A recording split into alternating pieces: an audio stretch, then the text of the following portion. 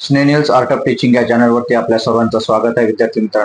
विद्यार्थी मित्रांनो, सीटीईटीचं डिसेंबरमध्ये जे होणारं पेपर आहे त्या पेपरच्या संदर्भात विद्यार्थ्यांची काही प्रश्न आहेत. विद्यार्थी मित्रांनो, मला कायमस्वरूपी विद्यार्थ्यांचे फोन येतात किंवा युट्यूबला कमेंट्स येतात की सर क्रायटेरिया काय आहे, याची पात्रता काय असणार आहे, नंतर बदल होणार आहे का नोटिफिकेशनच्या बाबतीत, म्हणजे पुढे येणारा जे काही सीटीईटी आहे 9वी ते 12वी करिता येणारा जो तिसरा पेपर आहे, युट्यूबला खूप सारे व्हिडिओज आहेत, तर यात बदल होणार आहे का सर, या संदर्भात हा व्हिडिओ आहे. नंतर एक्झाम कधी होणार आहे, नोटिफिकेशन कधी येणार आहे, पेपर ऑनलाईन आहे की ऑफलाईन आहे, यासारखे जे काही प्रश्न आहेत विद्यार्थी मित्रांनो, या सर्व प्रश्नांची उत्तरं आपण या व्हिडिओमध्ये सीटीईटीच्या संदर्भातील जे काही प्रश्न आहेत त्या प्रश्नांची सर्व उत्तरं आपण या व्हिडिओमध्ये बघणार आहोत. विद्यार्थी मित्रांनो, आपण जर माझ्या चॅनलला पहिल्यांदा बघत असाल तर माझ्या चॅनलला सबस्क्राईब करा, जेणेकरून येणारे जे काही व्हिडिओज आहेत किंवा जे अपडेट्स आहेत हे आपल्याला सीटीईटीच्या संदर्भात असो, टीईटीच्या संदर्भात असो, इतर कोणत्याही जाहिरातीच्या संदर्भात असो, आपण आपल्या चॅनलला देत असतो. विद्यार्थी मित्रांनो,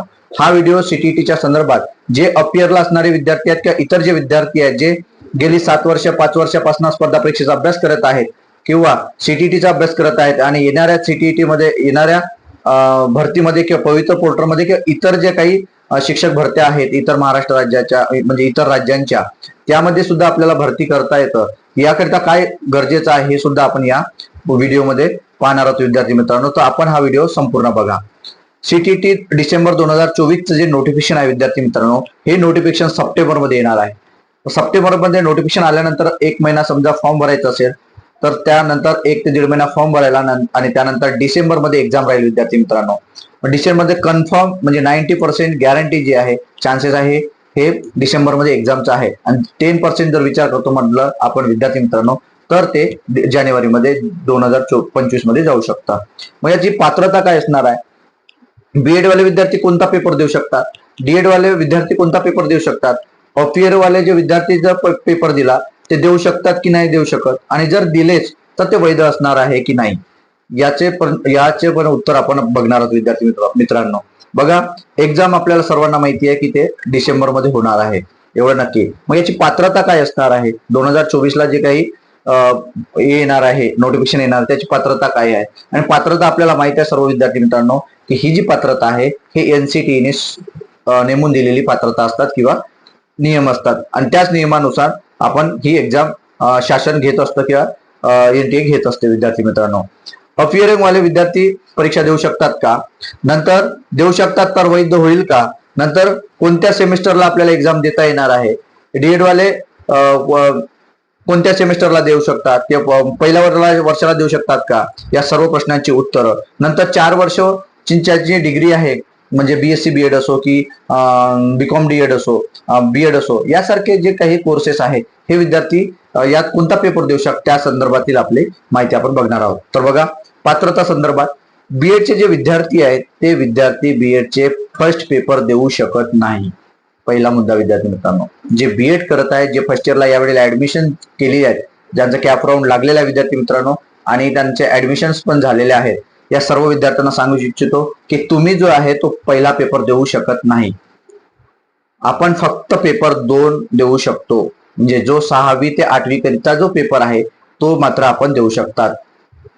नंतर डीएड, नंतर डीईएलडी, नंतर ह्या जर पेपर तुम्ही डीएड म्हणजे आपल्या बाबतीत डीएडचा विचार करतो म्हटलं तर डीएड वाले जे विद्यार्थी आहेत दोनही पेपर देऊ शकतात. म्हणजे पेपर 1 जो 1 ते 5 साठी आहे आणि पेपर 2 जो 6 ते 8वी करता आहे, हे दोन्ही पेपर विद्यार्थी हे देऊ शकतात. कोणते? जे डीएड करणारे विद्यार्थी आहेत ते. नंतर 4 वर्ष ज्यांची डिग्री आहे आता नवीन शैक्षणिक धोरणानुसार, जे बीएससी बीएड आहेत किंवा बीकॉम बीएड आहेत, हे विद्यार्थी मात्र दोन्ही पेपर देऊ शकतात.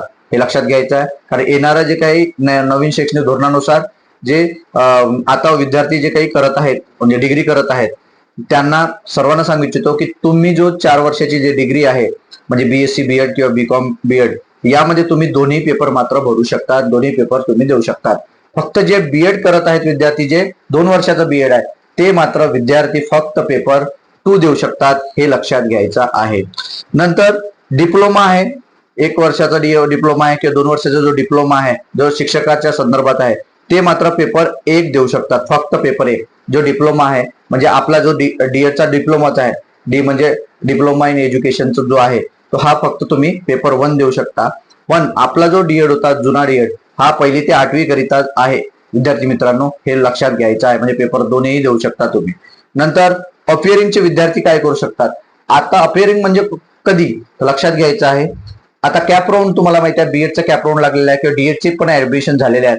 मग डीएडचे ऍडमिशन ज्या दिवशी तुम्ही कॉलेजला करता त्या दिवशी जरी नोटिफिकेशन आलं असेल तरीही विद्यार्थी मित्रांनो तुम्ही अर्ज करू शकता, सीटीटीचा फॉर्म भरू शकता, हे लक्षात घ्यायचं आहे. जरी तुम्ही बीएड वाले विद्यार्थी असतील आणि ते जर फर्स्ट सेमला ऍडमिशन करतात, म्हणजे ऍडमिशन जसं कॉलेजमध्ये गेले तुम्ही ऍडमिशन केली, तुम्ही डॉक्युमेंट सबमिशन केलं, बाकी सर्व गोष्टी झाली, प्रोसेस झाली, त्याच्या दुसऱ्या दिवशीपासून तुम्ही सुद्धा अपियर म्हणून फॉर्म भरू शकता.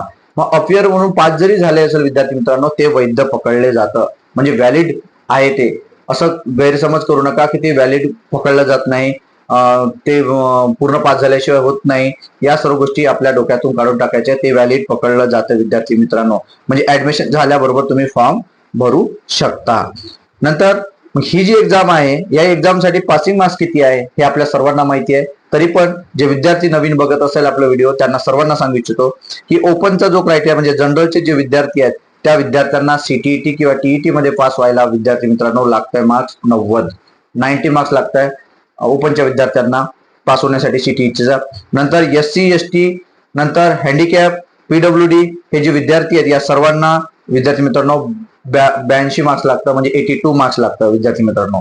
यात अजून एक प्रश्न असतो विद्यार्थ्यांचा, सर मुलींसाठी काही सूट आहे का, पीडब्ल्यूडी विद्यार्थ्यांना काही सूट आहे का, जे हँडिकॅप अनाथांना काही सूट आहे का, त्याच्यात कमी मार्क्स होईल का.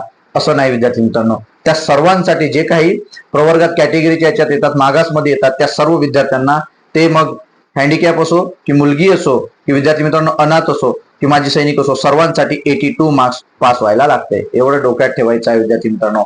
हा जो व्हिडिओ आहे या व्हिडिओमध्ये आपण पात्रता बघितलाय, अपिअरिंगच्या संदर्भात बघितलाय, पासिंग मार्क्स काय आहे ते पण पाहिलेत विद्यार्थी मित्रांनो. आणि जे काही नोटिफिकेशन आहे ते नोटिफिकेशन कधी येणार आहे आणि आपण तयारी करायची विद्यार्थी मित्रांनो. जे काही राहिलेले जे काही दिवस आहे यामध्ये नियोजन करायचं आहे. माझा व्हिडिओ आहे विद्यार्थी मित्रांनो की आपल्याला व्हिडिओ म्हणजे नियोजन कसं करता येईल आणि पहिल्याच प्रयत्नात आपण सीटीटी पास कसे होऊ. कारण येणाऱ्या ज्या एक्झाम्स आहेत मग त्या एक्झाम एनव्हीएस ची असो, EMRS ची असो म्हणजे एकलव्य रेसिडेन्शियल मॉडेल स्कूल असो की केबीएस ची असो, टीजीटी पीजीटी असो विद्यार्थी मित्रांनो, या सर्वांकरिता, नंतर आदिवासीची विशेष भरती असो या सर्व आणि पेसा भरती असो या सर्वांकरिता विद्यार्थी मित्रांनो टीईटी सीटीईटी पास असणं गरजेचं आहे. हे जर तुम्ही पास नसाल आणि डीएड जर करू नसाल किंवा बीएड जर असं करू नसाल तर काही कामाचं नाही, काही अर्थ नाही विद्यार्थी मित्रांनो.